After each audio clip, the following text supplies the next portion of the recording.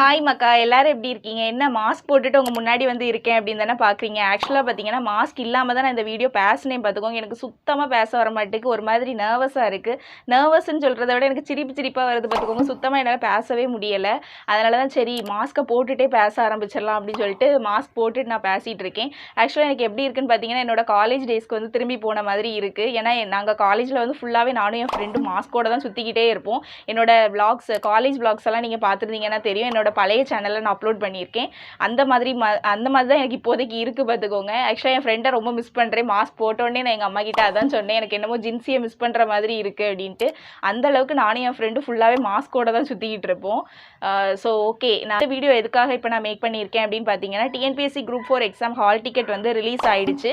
எல்லோரும் பார்த்துருப்பீங்க, டவுன்லோட் பண்ணியிருப்பீங்க, நிறைய பேர் வந்து பிரிண்ட் அவுட்டும் எடுத்திருப்பீங்க. ஆனால் நான் பார்த்தீங்கன்னா இன்னுமே பிரிண்ட் அவுட் எடுக்கலை. ஏன்னா எங்கள் ஊரில் பார்த்தீங்கன்னா இன்னைக்கு கரண்ட் கட்டு, அதனால வந்து என்னால் பிரிண்ட் அவுட் எடுக்க முடியலை பார்த்துக்கோங்க. இனிமே தான் போய் நான் வந்து பிரிண்ட் அவுட் எடுத்துகிட்டு வரணும். இப்போ தான் கரண்ட் வந்திருக்கு, இனி தான் போய் நான் எடுத்துகிட்டே வரணும்.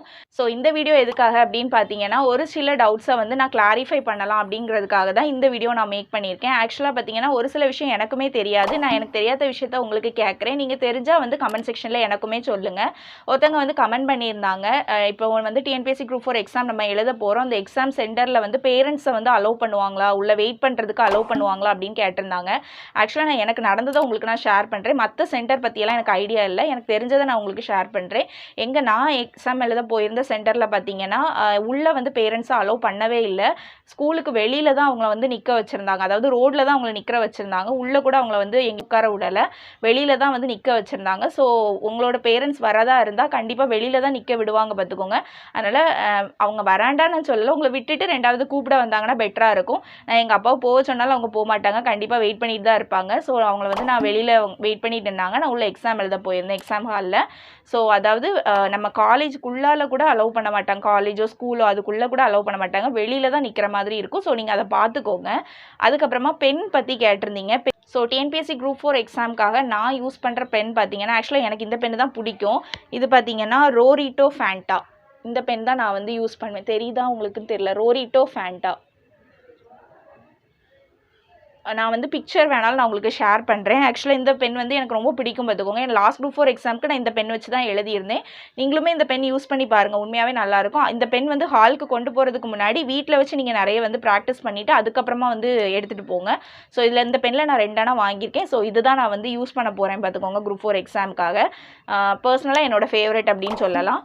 எக்ஸாம் ஹால்குள்ளால் வந்து பென்சில் கொண்டு போகலாமா அப்படின்னு கேட்டிருந்தாங்க. ஆக்சுவலாக பென்சில் கொண்டு போகலாமான்னு எனக்கு தெரியல பார்த்துக்கோங்க. ஏன்னா நான் வந்து பென்சில் எடுத்துகிட்டு போனதில்லை, மற்றவங்க எடுத்துகிட்டு வந்தும் நான் பார்த்ததில்லை. ஸோ எனக்கு அதை பற்றி தெரியல. அது மட்டும் தெரிஞ்சவங்க வந்து கீழே கமெண்ட் செக்ஷனில் ஷேர் பண்ணுங்கள், பென்சில் கொண்டு போகலாமா என்ன அப்படின்ட்டு. ஸோ பேக்ஸ் எல்லாம் வந்து எங்கே வைக்கிறது அப்படின்ட்டு கேட்டிருந்தாங்க. பேக் பொறுத்த வரைக்கும் பார்த்தீங்கன்னா நான் வந்து அதாவது அவங்க ஒரு எக்ஸாம் சென்டரில் வந்து ஒரு ஹால் ஸ்பெசிஃபிக்காக நமக்கு வந்து பேக்ஸ் எல்லாம் வைக்கிறதுக்கு, நம்மளோட திங்ஸ் எல்லாம் வைக்கிறதுக்குன்னு ஒரு ஹாலுக்கு வந்து கொடுத்துருவாங்க.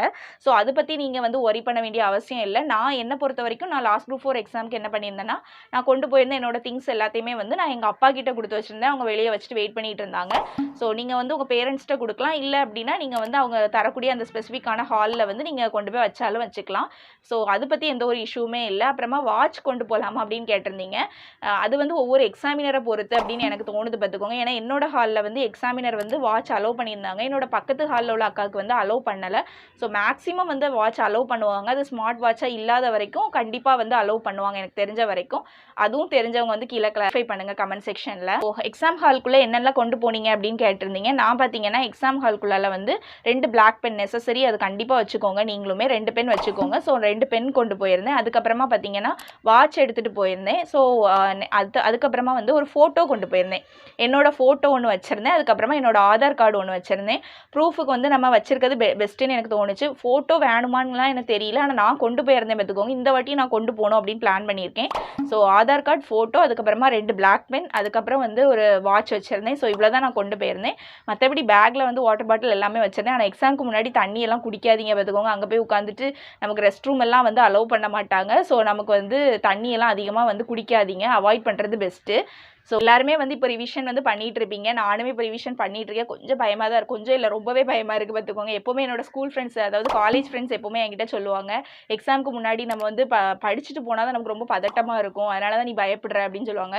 ஸோ நம்ம படிச்சிருக்கோம், அதனால தான் நமக்கு பயமாக இருக்குன்னு நினைக்கிறேன். எல்லாத்தையுமே மறந்துடுவோமோ அப்படின்னு சொல்லிக்கிட்டு. ஸோ யாருமே வந்து பயப்படாண்டா, நல்லபடியாக எக்ஸாம் எழுதிட்டு நல்லபடியாக திரும்பி வரலாம். ஸோ ஃபஸ்ட் டைம் வந்து, அதாவது நான் என்னோட பழைய சேனலில் இந்த மாதிரி மாஸ்க்கெல்லாம் போட்டு நான் நிறையவே பேசியிருக்கேன் பார்த்துக்கோங்க. இந்த சேனலில் ஃபஸ்ட் டைம் நான் இப்படி பேசுகிறேன். அது ரொம்ப கேப்புக்கு அப்புறமா நான் வந்து இப்படி மாஸ்க் போட்டுட்டு உட்காந்து பேசிகிட்டு இருக்கேன். ஸோ அங்கங்கே பிசுறு தட்டோன்னு நினைக்கேன். எனக்கு தெரியல எப்படி பேசியிருக்கேன் அப்படின்னு சொல்லிட்டு.